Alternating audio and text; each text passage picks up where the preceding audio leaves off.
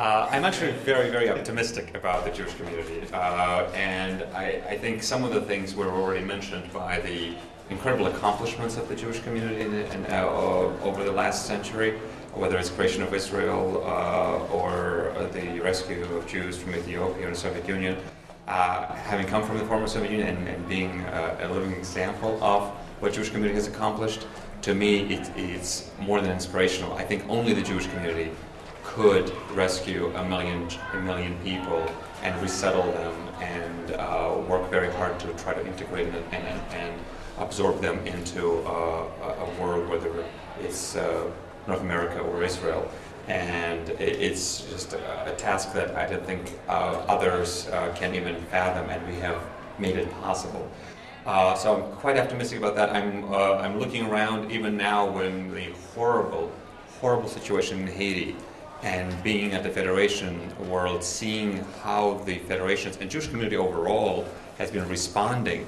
And you know, you'll start seeing the numbers pretty soon as we start to publish them. But it is unbelievable the response that the Jewish community has already provided financially and volunteer-wise and support-wise throughout. It is just it's humbling, to be honest. So I'm very, very optimistic about that. The other thing that I wanted to share that I didn't think is the benefit of being the last. I see the themes that did not come through as strongly, which is the identity and the whole aspect of Jewish identity. And I think the topic was touched before, that there's a need to help people find and foster that Jewish identity in the way that they're looking for it. And obviously everybody has their different experiences. You know, for me, in a former Soviet Union where Judaism was defined as nationality, and every September in school, when the government did census and they would ask all the Russians to stand up in my classroom, then all the Armenians had to stand up, and then all the others. And the two Jews, myself including, would stand up every September. Very proudly, I might add, but it, to puzzling looks of everybody else. So, what does that mean, other?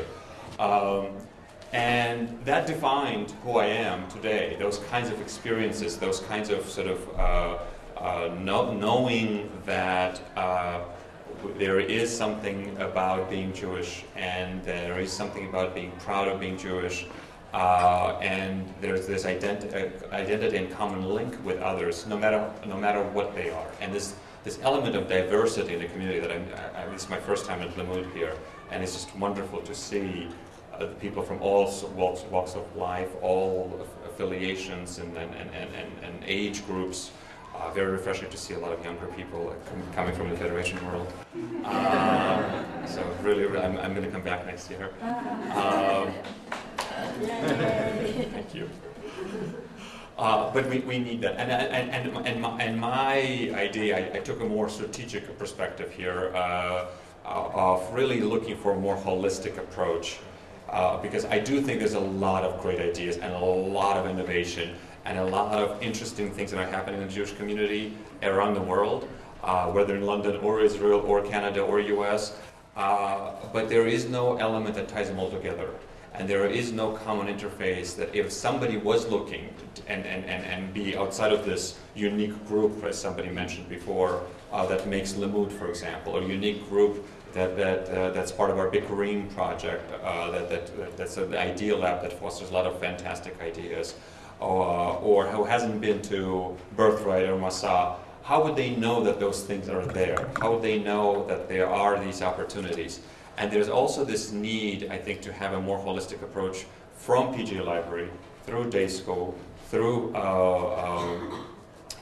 summer camps, winter camps, Limud, Birthright. How do we put it all together? There is nothing that unites it in a way that actually has a common interface. And the other thing that I wanted to sort of add to it, and I'm kind of stressing, in my proposal idea here, is in addition to all the things that Mark listed that are very, very important, is what happens post-Birthright.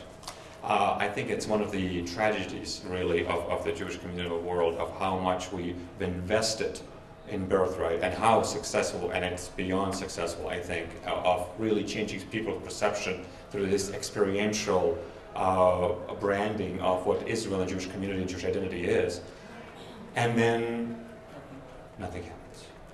And I know that there's a launch on Birthright next and so on, but I think we really, if we had $100 million or an ability to work together on something, to really ramp it up and move it to a whole other level, where we really engage that community. And the good news is there are technologies in place. There's Web 2.0, social networking, there are TV stations, there are so many things we could do together to really continue the conversation that got started at Birthright Trips and maintain those conversations, maintain those links, and make them really life-changing. And lastly, but it all kind of ties together, is the idea of sponsorship and idea of collaboration and partnerships. I think that the Jewish Federation role, for sure, can be an incredible instrument in that, because we do have the infrastructure, we have the scale, we have the absolute penetration in 157 federations in North America alone, plus 400 network communities. We really can spread the word, we really can maintain a lot of momentum behind ideas. But if we only were able to link and partner with players like Limud, like Shalom TV, and so on, where we really can take it to another level.